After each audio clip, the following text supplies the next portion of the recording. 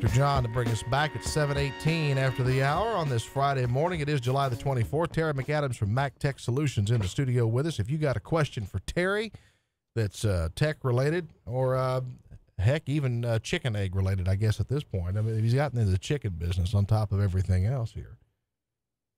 940-763-1290. Well, your wife got you into the chicken business. Yes. So. I hate to say it's not my choice, but it was my choice, I suppose. But I just went along and I support her in her endeavor to have some chickens. Yes, well, sir. In virtually every case, it's safe to say most of us guys marry up, first of all. Oh, yeah. And pretty much if they tell us we need to do this, we generally don't argue. Right. We just kind of go along. Just go along with it. Yeah. So. And hopefully it works out. If you have a Chrysler, I guess it's a Chrysler-owned company, I guess now, the Jeep Cherokee. Yes. 2014. Yeah. At least specifically, and probably others that have similar systems in it. But so this week, it was demonstrated that you could have your Jeep Cherokee hacked over the internet as you're driving down the road. Yep. It hasn't been in practice. Nobody's actually done it in terms of a criminal. This was a deliberate test. Yes, this was a test. If it could be done. Right. We have what we call white hackers and black hackers. The black hackers don't tell you, and they just hack your stuff. Those are the bad guys. Right. Those are the bad guys. Then you have your white hackers, which are trying to improve security for everybody. And apparently a group of them, or a couple of them actually got together and found out that they could hack the Chrysler. I keep saying Chrysler, but a Jeep Cherokee. Right. Because it's hard to believe that Chrysler owns Jeep. Yeah. Well, Dodge, Chrysler, Jeep, all of that. Isn't Fiat part of it? Don't they own Chrysler? Yeah, now or something, who knows? But anyway.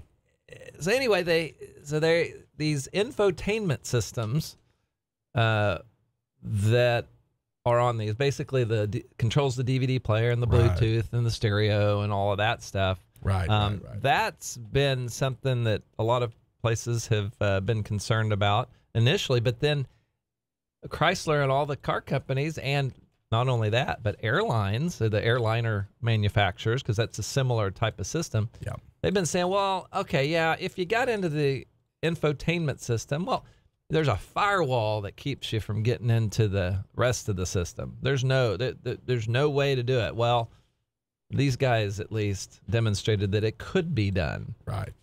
And they're aware of it, and they're working on a fix. I guess they already have a fix, and they've encouraged customers to go out. I assume go to your Chrysler dealer, and they'll hook you up with the service firmware update, software update, whatever. Stop that from firmware happening. Software is essentially the same thing. Yeah. Now, so is it only the newest models that are vulnerable? It's not real clear. Yeah, it was.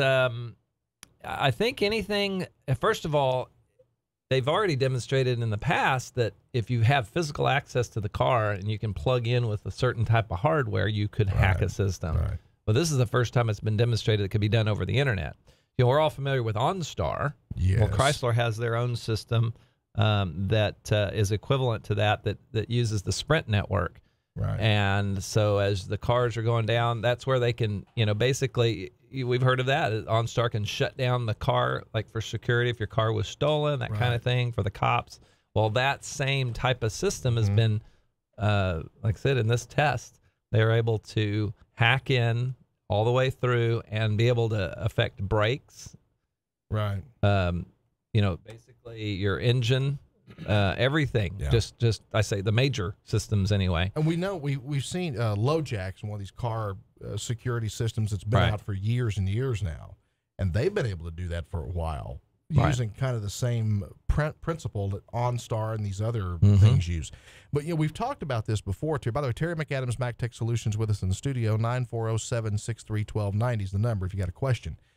We've talked about this in the past that more and more we're going to see virtually all automobiles within another year or two will be internet ready. They'll have you'll have a Wi-Fi hotspot built into the car, and you're no longer going to have just a radio in your car. You're going to have a multimedia entertainment system in the car that's going to have radio, Bluetooth, all the music services internet capabilities. It's all going to be built into that dash. And we're seeing that now. I think probably in another year or two, whether you pay $20,000 for a car or $200,000, it's not going to matter. It's going to have that as part of the package. Yeah. That opens the door to things like this. Well, the technology's there Yeah. to prevent this. I mean, we have the firewalls in place and all of that. The challenge, of course, for the manufacturers is to make it easy to use, because if it's hard to use, then people won't use it, won't buy it, and so they have to make it easy to use. And of course, sometimes easy to use can also mean easy to get into, and and I've got a thought on this, and maybe this is something that's already happening, but it would seem to me, would it not make sense to have a kill switch in the car, accessible to the driver, or Obama?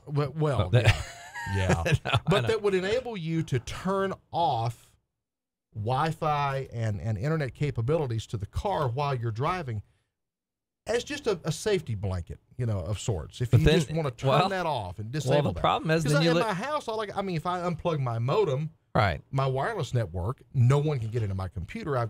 I can physically disable that at my home. What if you were able to do that in the car also?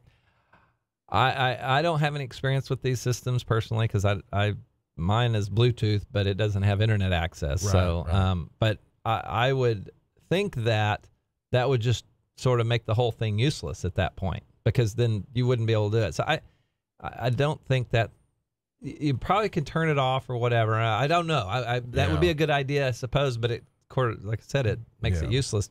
And why you wouldn't have internet, you wouldn't have your streaming radio, you wouldn't have all the things that you want. Your kids would be crazy in the back. Yeah, as a safety blanket. If you just want to have that ability, it would seem to me if an auto manufacturer built that into the car, that might be a selling point for some folks. I can stop that from happening while I'm going down the road.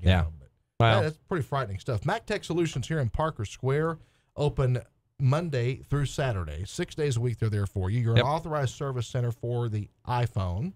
Yep. And iPad. And the iPad. Now, if it has an Apple logo on it. Yeah, the new iWatch. The watch, Apple Watch, everything. Watch. In fact, we finally got our first one the other day. Did you? Yes. So now you're a retailer. No.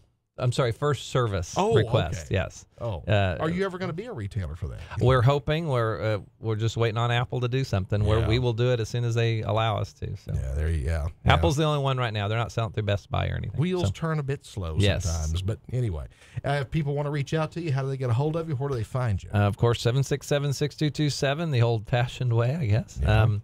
MacTech-Solutions.com, and just look us up on Facebook. Just search for MacTech Solutions. You'll find us. So. All right. And right here in Parker Square between Ganache and Holders. And easy to find 6 days a week. 7:27 in the morning. This Week in Texas History brought to you by the Museum of North Texas History. We've got Focus on Ag and more coming up next.